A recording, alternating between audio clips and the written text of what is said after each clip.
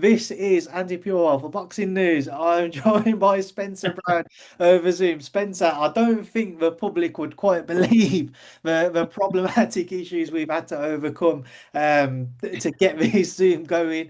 That's what happens when you're dealing with a dinosaur. We got there in the end, though. We've learned how to make sure we don't have Yeah, an I've issue learned a again. bit there, so I know a little bit there now. Yeah, How are you doing, Spence? yeah, yeah. I just had some great shows recently, and you have a couple of weeks off. And I was speaking to Eddie Earn, and it's funny because you want the time off, but then you sort of want to be back in it. You know what's going on. You're only a week out, 2 weeks out, or whatever, and you want to be back there. So there's something to be said for working hard, and I don't know how he does it, Eddie, because he flies all over the world.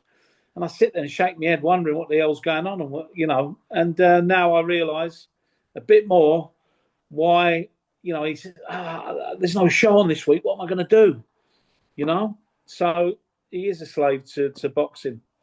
But a bit like George and Frank Warren as well, really. They're the same. They're 24 hours a day. Um, and all the other promoters as well. If you go to Saudi Arabia, they're at it 24 hours a day. They never stop. I mean, it's incredible the man hours they put in for these shows.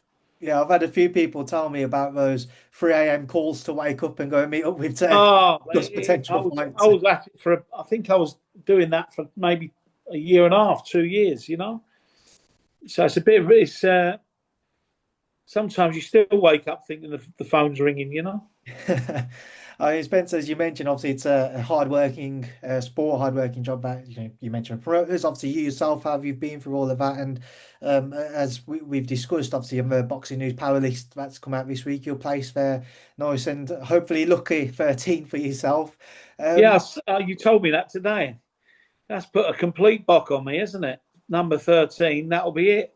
well, I no, might you've not got survive the year. no, you've got to change that fortune around. You've got to make it look Yeah, that's good, true. Spence. That's true. That's true. But just on yourself, obviously, these last few years for you, your involvement in the sport and managing fighters, you've got quite a wide-reaching stable of talented names now. Um, Success thoroughly deserved. And yeah, what's it like to maybe now start to feel like you're reaping the rewards of your successes and to be recognised for that? Um, yeah, I mean, it was never meant to. I'm never meant to be in this position. I don't know whether it was a bit of hard work, a bit of luck. And Tyson Fury and Turkey Al Sheikh. That's the two T's.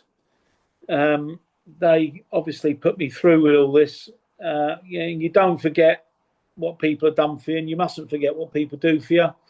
And basically, I'm just trying to do my best that I can with all the fighters I've got and all the relationships I've got in boxing. And it's quite funny the people you hold in very high regard in the sport. All of a sudden, you're dealing with them and you're doing business with them, and it's a completely different scenario. Um, and you see behind a lot more behind the scenes. I mean, I've been in the business for a long, long time. A lot of people know me from putting on big shows with Mike Tyson, God knows who else, everybody. And then we was in the unlicensed boxing and white collar for, I don't know, 15, 18, 20 years, something like that. And then it's sort of, look, it's one man, Tyson Fury, got me. He offered me the job as the manager. I'm not too sure why or how or what. He just said to me one day, I want you as the manager now. I've done all the commercial stuff, not just for him, for a load of other people. I work commercially with Anthony Joshua and all sorts when, building people's careers, really. And the way people are built now is on the internet, but the real way of building a fighter's career is going round and meeting the general public and shaking hands with the general public and letting them decide what sort of a person you are, and you get instant gratification from those supporters then, who tell their friend and they tell another friend and then they tell another friend and they tell another friend. You start off, Ricky Hatton will tell you. Hatton never had social media.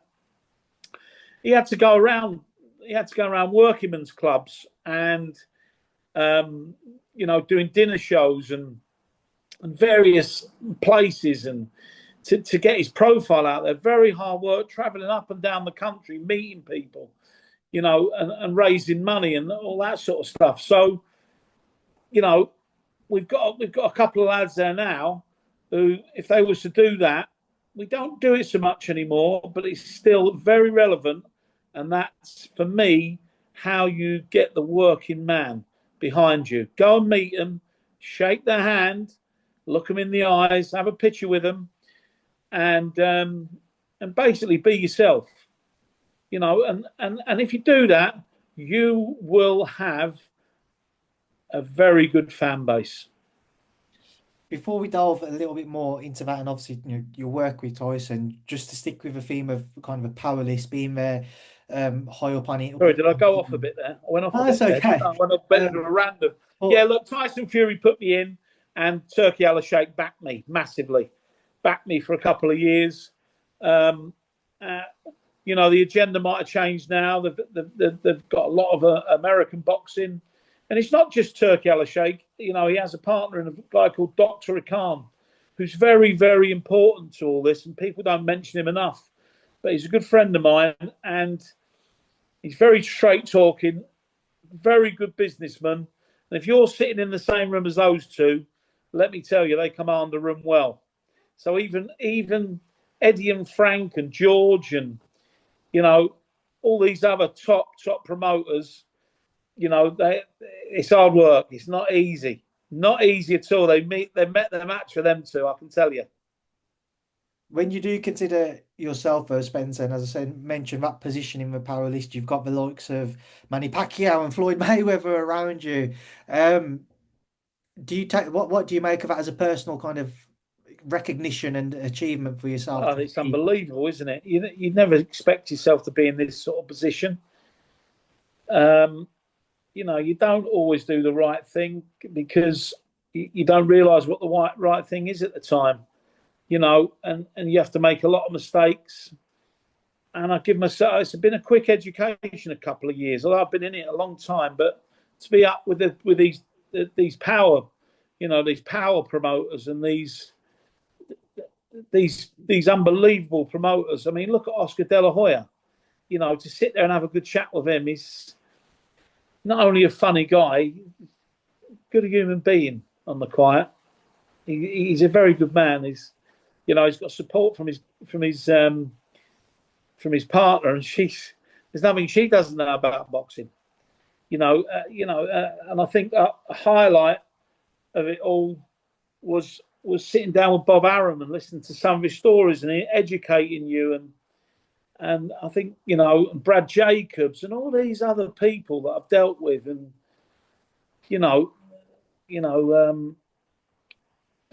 just unbelievable, really. How much of a, and sorry to cut you, Spencer, but when you mention all of these people that you start working with and you're closing deals with them, given kind of how it was quite a quick rise for you, I'm sure if you won't mind me saying, most people were more accustomed and came to know you on the back of your relationship with Tyson. So Yeah. what's it like for you when all of a sudden you're maybe more so dealing on the memorabilia side and concentrating on Gold Star to then Yeah, I mean, look, multi-million-pound deals for fights? I mean, a lot of people knew us as, the people who've done these big events. That's how people knew me. And a lot of people knew me from the white collar and stuff like that. And, but I was still dealing, 15 years ago, I was dealing with Mike Tyson and Sugar Ray Leonard and Roberto Duran, who are still friends of mine now. And so I've had a good I educated myself, but this is a different education. This promoting game and managing game is not easy, and it's got twists and turns all the time, and you've got to react to them very quickly, because if you don't, your fighter can lose a lot of money, or they can lose a fight, or there's all sorts of scenarios. And for the likes of Frank Warren to do what he's done for that many years, with all the adversity that he's had, and shootings and having to deal with you know gangsters and tough guys and it just comes home to you, and it brings it home that he's a very, very capable individual at any level. At any level. Away from Frank, and as we mentioned Tyson earlier, I know you've said he's maybe one more for him to answer as to why he wanted to work with you, but especially at that level, I'm sure there's always people in the background trying to work with them, trying to get their claws into them because they know what they could possibly get out of it. What would you put it down to as to why you maybe stood out for Tyson and made him want to work with you and asked you to be his manager? Probably loyalty and trust. I think that's the main things. When he was 27, 28 stone, and he was rolling around, and he was drinking, and he was just not looking after himself, and you got to hold your hat off to Ben Davidson, who got him right, uh, physically and mentally. But I was just in the background trying to bolster things up and getting back in with the public. And he said something to me one day. He said, "I've lost all my fans. That's it. We're finished. I've lost all my fans. You will never get back to where we was." And I made him a promise. I said, "Listen, if you go back boxing, you get yourself right, because people don't really know Tyson Fury. And when they find out who you are and what you're all about and what a nice man you are, we'll get all your fans back and more. And you'll win your world title back. And you'll be on top of the world again. I promise you that." And that happened. And sorry. That's okay, Spencer. Then I met, through Tyson, I met Joe Parker, who has a manager called David Higgins. But David Higgins obviously lives in New Zealand, Australia. So they had the confidence and the nous to do a joint management situation with David, where we got Joe from fighting in Manchester for 150 grand to fighting Deontay Wilder for 5 million. And we worked on it together. We worked together on it, and we still work together with Joe to this day. And we're a great team. We're a really good, strong team. Same with Big Baby Miller. Same with Hamza Sheeraz. And Agit Kabayel is just well, he's just an incredible man. I couldn't speak any more highly of all them boys I'm involved with, all of them. And there's loads of other people. We've got a couple of women boxers. Shauna, Shauna Brown. She's lost one, but in her life she had a lot of trouble. She's had a lot of trouble. She's a recovering addict and etc. etc. But she's I don't need to help. I haven't got time really to help, but I'm gonna, because I said I'd do it, so I will do. And we've signed on. We've signed on some other who we think will be very good heavy. We've got 3 heavyweights we just signed. Arlo Stevenson. He's just had a bad break in his hand, but please believe me, he will fight for a British title one day. I promise you, he'll fight for a British title and maybe move on to a European title. But people are very, very quick to jump on the bandwagon, say, "Oh, he's shit, he's no good." Give him a chance. I've earned plenty of money in boxing. Now I'm going to put a bit back into it. I'm going to put as much as I can, much as I can afford, and I'm going to try and do what I can do for boxing. I'm getting on now, so I ain't got a lot more to go. So I'm going to put everything into it, and hopefully, and I can assure you, we're going to have a lot more champions. Spence, I've no doubt on that, especially knowing the fighters you're working with. Just to kind of work through some of those guys, and let's just work through Tyson. Obviously, we saw some clips of him and Big John doing some pad work the other day. He certainly seems to be getting a bigger reach to maybe get that date in place, looking at next year. What conversations is he having? How's he feeling now? Look, I've had a million people ask me, and I say the same thing every time. But you know, there's you hear what Tyson says. You know, will he come back? I think he will. I think he will 1,000,000%. I'll say that on record. I think he'll be back 1,000,000%. He's a stone over his fighting weight, maybe a bit more. I can't see him coming back till next year. He's got too much on. But then, for him to come back, Turkey needs to get his checkbook out, which I know he's got. He's got a big heart for Tyson. That was his first person he ever had on his show. I mean, don't forget, he was never doing any more shows. Only do one show, and look at him now. He's ruling the world with boxing. But he was only going to do one show, and I think I talked him into doing the Usyk fight, but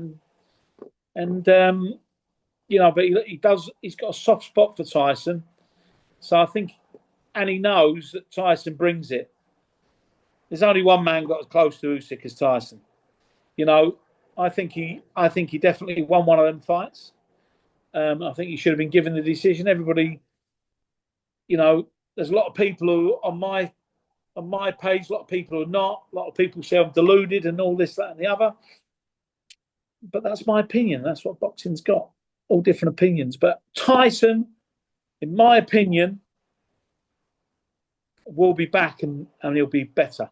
But that's not my decision. That's his and his family's, because he that's who decides. But we've tentatively talked on numerous occasions about it, and we talked about who he'd like to fight, who he wouldn't like to fight, when he'd like to fight, and when he wouldn't like to fight him. But for the moment, he's still retired. But just hold on to your hats, Obviously, we won't delve too much more into it, but we know that the names mentioned with Tyson, obviously a trilogy with Alexander, Alexander himself has said he wanted to end his career with a trilogy with Eve. I think that's the only way to go, because there was, and I know Usyk likes Tyson a lot, and Tyson likes Usyk a lot, because I've heard what he said about him and what kind of a man he is. He said, if I was to choose a man to take me out of two, it would be Alexander Usyk. That's what he told me personally. If I was going to take my hat off to anybody, it'd be Alexander Usyk. So obviously I have to ask them, that kind of muddles the scene a little bit, because the other heavyweight charge of yours, you have Joe Parker. He's chomping at the bit to get a crack at Usyk. We know that Alexander requested a 90-day extension for a potential fight to be agreed with Joseph, and then the WBO came back and gave him a 30-day extension. How do things sit with that, Spencer? What's your gut telling you as to where Joe's opportunity will come from? Will it be a vacant title? Will Alexander fight him? Or how do you see the lie of the land? I think Joe will. Joe is one of them fighters who can't sit still. So Joe can't have years, and he's done it before. He gets very rusty and very disillusioned. Joe, you know Joe. He's one of the nicest men in boxing. He's an absolute gentleman and a treat to work with. He's got a great team around him. Now he's with Andy Lee. The world's their oyster. I think he'll defend his interim title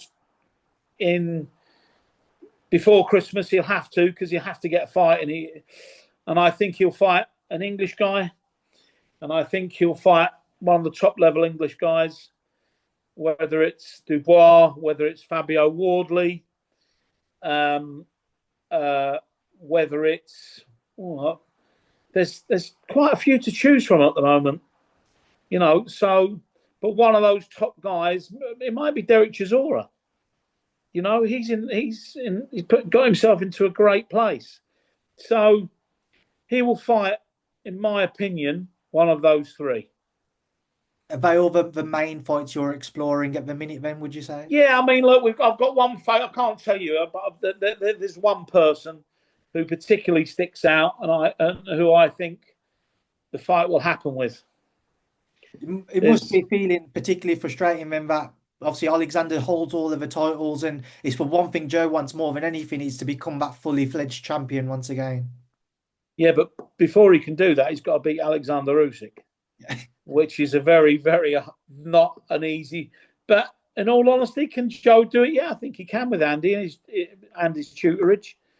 But Alexander Usyk, he seems to be getting better as he's getting older. He doesn't. There's no deterioration. His body and his mind are phenomenal. The only person I think can probably beat him is Tyson. But Tyson has got to change a few things. He'll tell me to get stuff, and he said you're wrong, But you know, it's a very close. It's always going to be a 50-50 fight with them two, isn't it? Maybe now they're going to give it 60-40 because Tyson's not been in the ring, but he likes being an underdog. Tyson, he loves it. Look what he done with Klitschko. He was a 6-1 underdog at one stage, So he likes all that. He doesn't bother him at all. Getting in the ring first or second he doesn't give a shit. He wants to fight, and I think this year we're going to see some real. If you're a boxing fan, you're going to see some really good fights because 2026, I know it's going to be a big year for the Saudis. They've already told us that. They're putting on one of the greatest fights of all time in a few weeks, in a place that we haven't seen any real massive boxing. So, I mean, all these rumours that Vegas is empty and all that, I think it might fill up for that weekend. We've never seen it. We haven't seen this for a long time in Vegas. It all shifted. Now it's gone back there. But I think you'll see some big fights in Riyadh. And I think Turkey is determined to carry on where he started. Into I think they've got a plan to 30, 33. And most of the guys, except probably 5 or 6 that are world class at the moment, will be gone, in the next couple of years. So, we've got the rise of the giant, in the sport. He's just got to take a little bit more time, in my opinion. But Moses, what a nice man. What a great team. What a nice man. They've got everything going for him. I can't see a hole in any of them. So, and I just think they're a great team. And I think this kid's destined for greatness, as long as they don't go too fast. And when he does get the greatness and everybody else is gone, I think it's finding opponents then. That's going to be the difficult bit. It's finding opponents. And hopefully I'll find a few of them. Spencer, sticking with the theme of heavyweights, and as you mentioned, Derek Chisora's name earlier, I saw on social media earlier that apparently Jai Opetaia and Derek Chisora is something which Turki Al-Sheikh has maybe mentioned. Can you tell me anything about that? Yeah, I think he's mentioned it. I mean, whether that fight could ever happen, I don't know, but he's mentioned it. But I think we all want to see, like we do in every weight, we want to see the best cruisers fight each other, don't we?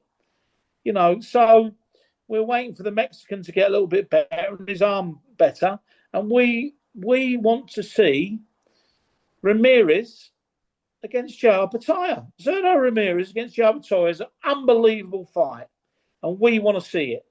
So, does that float my boat? Not really, but it's interesting. Joe Opetaia against Derek. It's interesting. He's a monster, Derek. And he seems to have just got a bit better as he's getting older. He's won a few, hasn't he? And he's beat some good fellas. So look, if it's going to happen, it's going to happen. One more. That one is definitely down to Turki Al-Sheikh. One more on all the heavyweights. Agit Kabayel. one of the possibly most avoided men in the division and one of the most informed men in the division as well. What's the latest with Agit? Um, Agit, we're gonna give you a big announcement in the next couple of weeks. Agit, we feel has now reached the point where he has to go into Germany and build his own market up. I think that Agit is certainly top 5 heavyweight in the world. I think, again, he could beat all of them. I think that when it comes to Usyk, he might have the best chance in all of them because of the work he does on the body. He's very intelligent. After Tyson Fury, probably Agit Kabayel, I would put behind him, then maybe Joe. But what a fight between Agit and Joe. What a fight that is. Joe, I mean, we all want to see Joe against Dubois because it never happened. It should have happened. We want to see that fight. We want to see Dubois against Agit Kabayel. We want to see Tyson Fury against, reportedly, Klitschko's coming back. We want to see that one. That'd be a monster. I want to see Kabayel against Klitschko. There's loads of fights I want to see. It's just the ones we can make and ones we can really get done. Because obviously there's a lot of stumbling blocks with a lot of these fights, and it takes good promoters and managers and good people to get them done. Top of the game. You talk about the fighters fighting each other. Before that, it takes bloody ages. And there's always injuries, and there's always all sorts going on. So Last one from me, Spencer. Moving down to super middle, obviously Hamza Sheeraz. We caught up with him out in Saudi on that Moses Talmadillion fight week. He said that he's kind of just waiting at this moment in time to see how Canelo Crawford plays out. Obviously, we know Turkey's mentioned the Canelo fight for him next year, but he also said that whilst we're waiting, there's also the possibility of maybe having an interim fight to keep himself busy. Do you see that being the case? Do you see an interim fight take? yeah, the interim fight is against Callum Simpson. I think it's an exciting fight. I think that Callum's a great fighter. What is he, 18-0 now? He's up there now, yeah, roughly. Sorry, it keeps flicking on. So look, I think Callum Simpson is 18. Is he 18-0? Is that right? Yeah. Right. So Callum Simpson 18-0. I think that's a great intermediate fight. I think Callum Simpson is a bit behind Hamza Sheeraz with everything. He doesn't bang as hard as Hamza, but he can fight. The kid can fight. I'd love to see that fight. I think it would be a big fight in England. So is that the fight you guys are having talks about right now then? Well, look, we can't have talks until we find out what happens with Canelo, because the Canelo fight has been promised to Hamza. And let me tell you, he will take that by the horns. This kid is a phenomenon. He was okay. He didn't do great at middleweight, but he was boiled down to death. He's his natural weight. He feels great. Him and Andy get on great with each other. He's got his dad behind him. He's got his other team behind him. Strength and conditioning coach, fantastic. Even his nutritionist is fantastic. His last camp was phenomenal. And I'm just there to back it all up and make sure we get the fights we do. I think he might give Canelo a shock. I really do. I just think he's going to. There's turning points in certain fighters' careers, and Canelo is definitely on a turning point, isn't he? But we don't know what's going to happen. Crawford might come in and ruin the whole party. If that happens, I would like to see Hamza against Callum on the undercard of Ben Eubank. I'd love to see that. I'm going to try and get that done, but whether we of course, we've got to see what happens in this fight.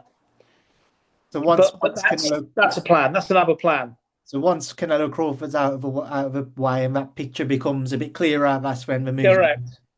It's like with Usyk, pictures become clearer, don't they? But Does Usyk deserve to hold on to all the belts at the moment? I think he does, yeah. Why not? I think he does deserve to hold on to the belts. He's an exemplary human being, isn't he? Well, Spencer, listen, it's been an absolute pleasure to catch up with you. I'm sure we'll continue to talk as the weeks progress, and I'll see you about at these upcoming I events. look forward, always enjoying an interview with you, and it's been great. And I just hope the boxing fans in England are going to support everybody. They always do. This is the hub of boxing. There's no better than England, Rule Britannia, and I'm sure if we keep going to all these fights, it's just going to get bigger and bigger. And don't forget, we've got all the best fighters here anyway. Spencer, just before we wrap this interview up, obviously you mentioned earlier with Agit Kabayel and Germany and how you want to grow his profile there. Kind of it piques my interest a little bit. If there's any other markets you're considering, obviously you mentioned you got Opetaia in Australia, you mentioned Agit Kabayel in Germany. So, are you looking at other markets? Yeah, look, I'm working closely with different promoters, but we are You're going to see something very very big happen in Germany with Frank Warren, George Warren, his whole team. Um, you know, we work already in Australia with a guy, Tasman Fighters, Mick from Tasman Fighters, unbelievable guy. He puts his heart and soul into boxing, Mick, and he's got Joe Opetaia, Justice Hooney, Connor Wallace, numerous other fighters, but his stable is top. And that's testament to himself and Eddie Earn, who went on the journey with him, and I joined them. And we've got some other boys as well. I'm just looking now to do a deal with another Australian promoter who deals a lot in New Zealand. So we're going to look at New Zealand as well. Then, of course, we go to Denmark. Jacob Bank, who could be a big prospect and could be a Callum Simpson nemesis, and he could also be a fight for Hamza Sheeraz. So, and we've got a few other fighters over there. And the guy who runs it, Pedder, he again, he's very much like Mick. They're very infused. They're very, they push their kids. There's nothing they won't do for them. And it's not all about financial, because a lot of the time they don't make a penny. A lot of the time they have to put their own money in, and like we all do, and push people forward. We're looking at some big shows in Malta. A very good friend of mine, Luke, who we done the camp with Tyson Fury over there. We got helped immensely by the government, the tourist board over there. So we are going to look at putting some big shows on in Malta, and there's potential for one in Spain as well. So we're looking to bring boxing worldwide. I mean, Australia's a great market anyway. Germany's a sleeping giant, which we're going to awake the sleeping giant with Agit Kabayel and some of the other fighters we've got.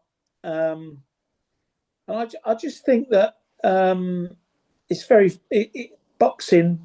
People want to know about boxing again. For me, MMA's gone a little bit cold. I don't know about you, but as for me, I'm a great lover of MMA, and of course, now we've got the MMA boys moving into boxing. Turki Al-Sheikh was very clever when he started all this. What he was doing, he brought the top of the top of the top in. He brought every major promoter in. The experience he got from them was immense. Bob Arum is like a god of boxing. Frank Warren, Eddie Hearn, who's the modern day version of those. And for me, nobody can sell a fight like Eddie Hearn. Nobody. So we're still hanging on in there against everybody else, but he did. He was very clever, and he got the the best boxing minds in the world into one room. He's done a great job with that. But now I think there is space for other countries now to come into the boxing market. I mean, look at Ireland. We've got a big fight over in Ireland. There's 20,000 sellout. You know, we're still going strong. We're still going strong. We just got to keep the momentum going. The big fight's happening, and you know, don't forget Golden Boy as well. I mean, I've not even mentioned Golden Boy. You know, so you've got all these big promoters and that they all seem to be getting on with each other and working with each other. So now we've got a huge chance. We've just got to keep it going. And with Turkey at the helm, I think it probably will keep going.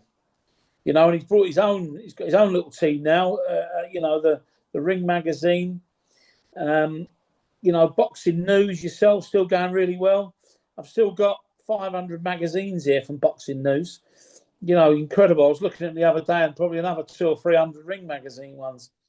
So, you know, if we all work together, all stick together and keep going, you know, boxing's alive and kicking and really well at the moment. So Spencer, it certainly sounds like there's plans to expand out across Europe to the very least. And with that in mind, is it a plan to try and grow those fighters in their home nations or to pull them away to Yeah, I mean, maybe UK or America? you've only got to look at Usyk's team, you know, and they're getting into the, you know, they've got their own little team of fighters and they can see the way forward. You know, Igor Klimas, same, just keeps building fighters, keeps on with it. You know, another legend, you know, an Eastern European legend.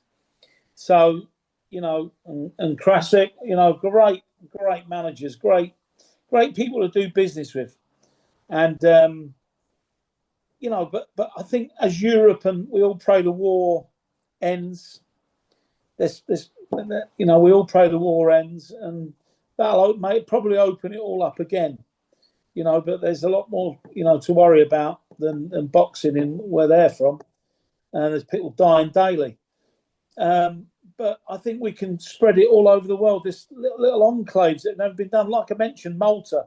Who would think we could put a big show on in Malta? You know, but Get Joe Cordina back to Malta, Spence. yeah, maybe that might be one of the people we could put on. But there's a few other good fighters in Malta, and they're very interested in the English boxing scene as well. They all speak English. You know, the Georgians. You know, big men. Nobody's ever dug a heavyweight out of Georgia, but they're huge guys, and they all have a punch up. So, you know, there's little enclaves we can go into, little places have never been touched before. You know, Eddie seems to be putting on a load of shows in Australia. We've done a few ourselves with him, and I think New Zealand. They're cracking on with shows. I mean, Turkey. There was a show on in Turkey the other day, wasn't there? You know, with the IBA, and I just, you know, we just got to keep pushing forward in these big fights. That's all. But we will be spreading boxing worldwide. I can assure you. As Ben said, we can never get enough boxing. There's no such thing as enough boxing. So it's good to hear those plans. But yeah, I'll leave you now to enjoy the rest of your day. Get back to those things. Thank you, mate. It's been great. Thank you very much.